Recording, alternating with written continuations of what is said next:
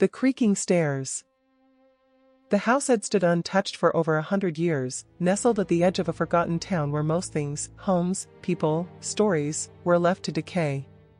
It was supposed to be an easy renovation job: rip out the old wood, replace the rotting beams, repaint the walls. Simple, mindless work that would make a quick buck.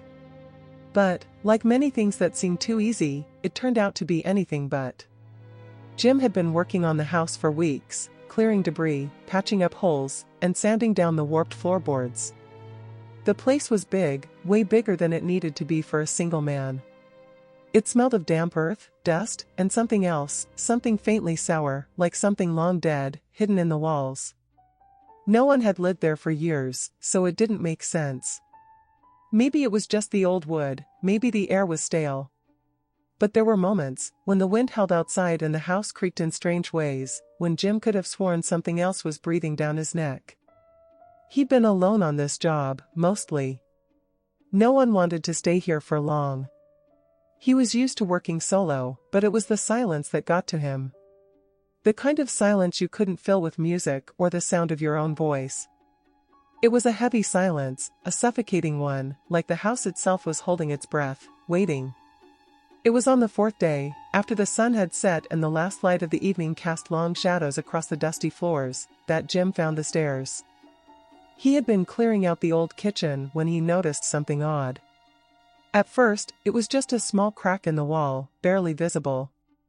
But as he pressed his palm against it, the wall gave way, almost like the house was offering him something it had been hiding.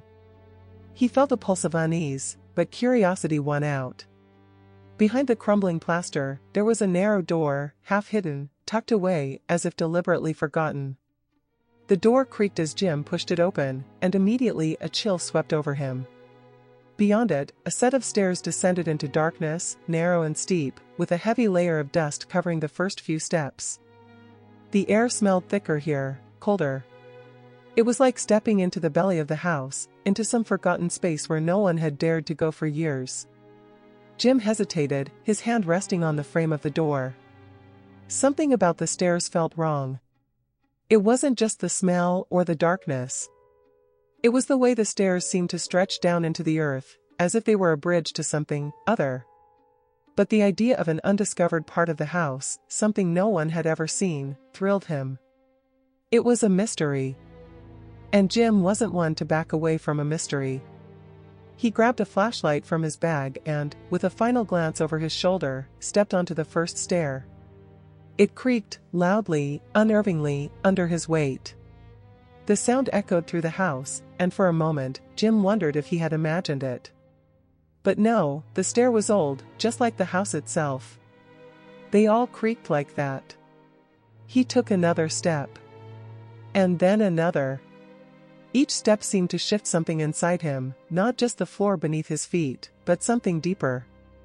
His muscles tensed in a way that didn't make sense, like the air itself was charging him, like he was becoming part of something. The stairs creaked again, louder this time. The sound seemed to draw out a deeper hum in the air, a low vibration that made Jim's stomach churn. When he reached the bottom, he expected to find nothing. A cellar, maybe, or an old storage room, full of broken furniture and forgotten junk. But it wasn't that simple. The space opened up before him, but it wasn't a cellar. The walls were covered in strange markings, symbols Jim didn't recognize, etched deep into the stone. The air was heavier here, thick with dust, but it felt alive. The hairs on the back of his neck stood on end as he stepped forward. He shone his flashlight around the room, expecting to see something else, something he could explain. But there was nothing but more walls, more symbols, and an overwhelming sense of being watched. His heartbeat quickened. And then, the sound. A creak. A low, bone-rattling creak. It came from behind him, from the stairs. Jim spun around, but there was nothing there. Just the darkness of the stairs, stretching back up into the house. The creaking continued, each one louder than the last, like the stairs themselves were moving, shifting beneath him. But no. He was imagining it. That's what it had to be. The house was old, the stairs were old, it was just the weight of the house settling, right? Wrong. The stairs weren't settling. They were changing. Jim froze, his breath catching in his throat. The steps, he could see them now, in the dim light of his flashlight, were no longer just stairs. They were bending, twisting, warping into something else. Something darker, something that didn't belong. The edges of the stairs were cracking, splintering like dry wood, and then, something moved. Something long, something dark. It crept up the stairs toward him, like a shadow slithering across the floor. Jim stumbled backward, his foot catching on the uneven ground. He gasped, the flashlight slipping from his hand and tumbling into the dust, its beam still flickering wildly. His pulse raced. This wasn't real. It couldn't be real. But then, the shadow reached the top of the stairs, and it paused. A terrible silence fell over the room. And for the first time since he'd stepped into this house, Jim was absolutely certain of one thing. He was not alone. The silence weighed down on Jim like 1,000 tons. It wasn't just the absence of sound, it was a presence, something pressing against his chest, stealing the air from his lungs. His fingers trembled as he reached down to grab the flashlight, his mind spinning, trying to make sense of what he'd seen, or what he thought he'd seen. The shadow at the top of the stairs remained still, almost as if it were watching him. Jim's heart thudded in his chest, each beat louder than the last. He stood there, paralyzed, his eyes fixed on the dark shape that seemed to stretch out in the flickering light, its edges too sharp, too defined for a mere trick of the light. It didn't belong there. It couldn't belong there. The house was old, yes, but it was still a house, wasn't it? Stairs didn't move. Shadows didn't climb. But then, just as his brain began to scream for him to run, the thing moved. Not a single step, not a crawl, but a rush, like something alive, something predatory. It was too fast, too fluid, and too wrong. It rushed down the stairs, its form twisting and warping, and before Jim could react, it was upon him. The light of his flashlight flickered and died, leaving him in the blackest dark he had ever known. His breathing quickened, ragged and shallow. His hand reached for his belt, where he kept his tools, but his fingers fumbled, unable to find the grip. He had to move. But how?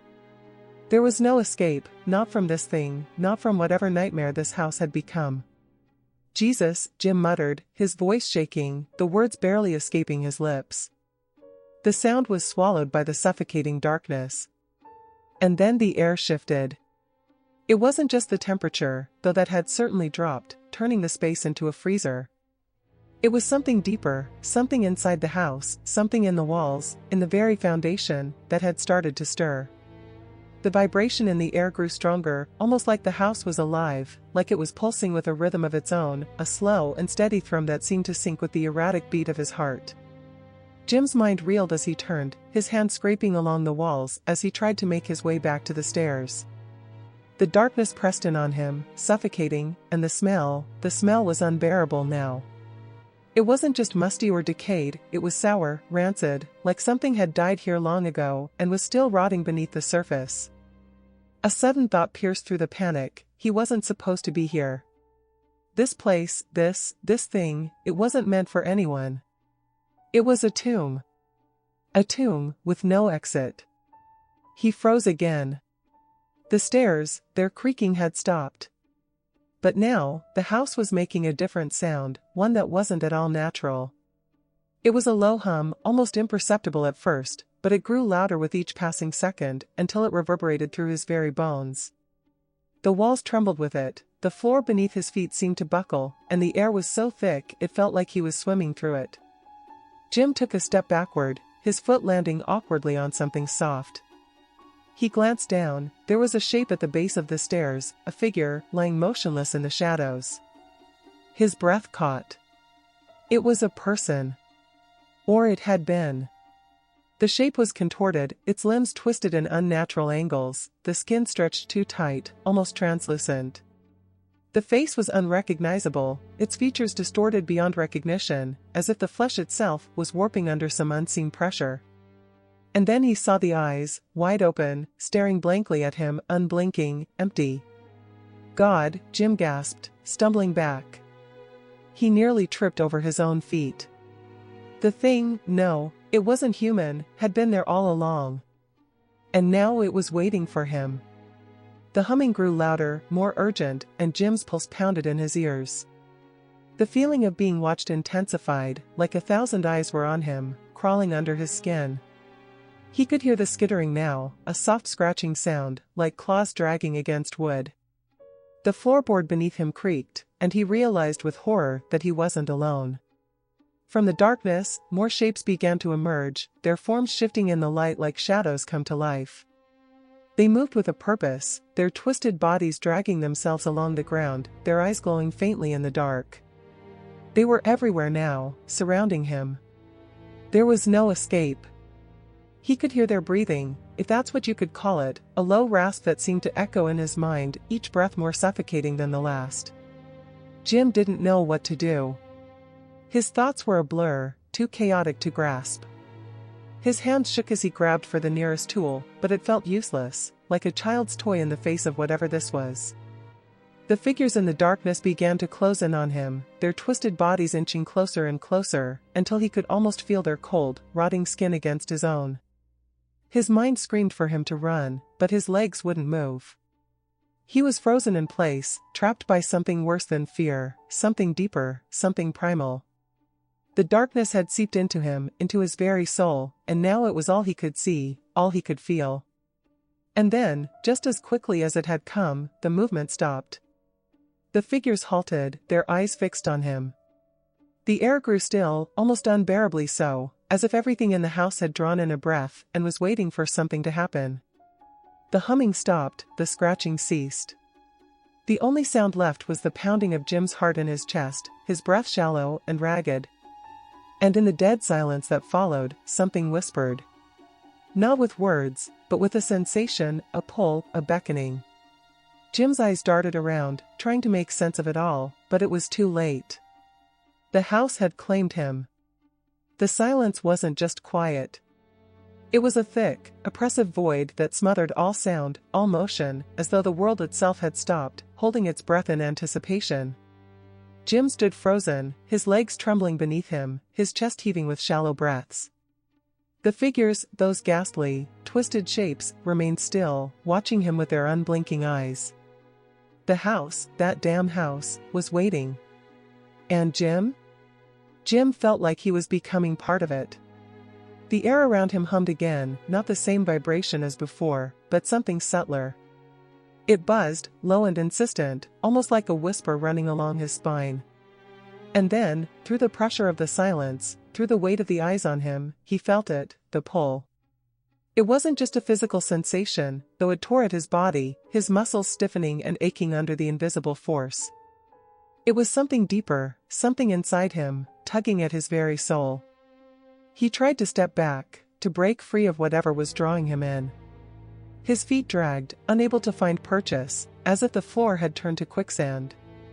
Every movement felt like it was fighting against a force stronger than him, something he couldn't see but could feel pressing down on him from all sides.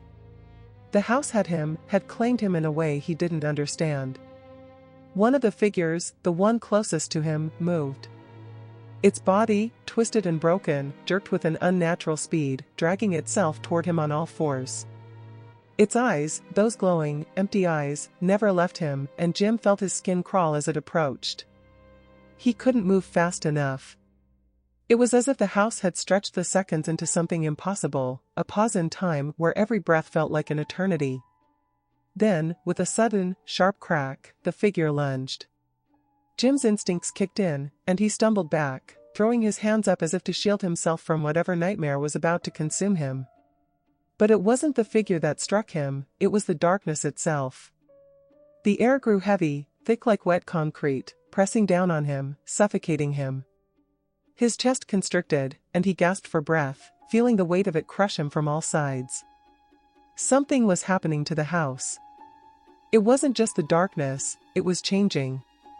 The walls seemed to pulse, the symbols on them shifting, rearranging, as if the house were alive, breathing, growing. And those eyes, they weren't just on him anymore. They were everywhere, in every corner, behind every shadow, under every surface. The house was no longer just a structure, it was something else entirely. It was a living thing, and Jim was its prey. He tried to scream, but his voice didn't come. There was no sound, only that suffocating silence, that unbearable hum in the air, that oppressive weight bearing down on him. His mind spun memories of the outside world, of his life before this house, before this madness, flashing before his eyes. The sunlight, the open sky, the simple joy of being alive. But they were slipping away, slipping further into the void that had opened up beneath him.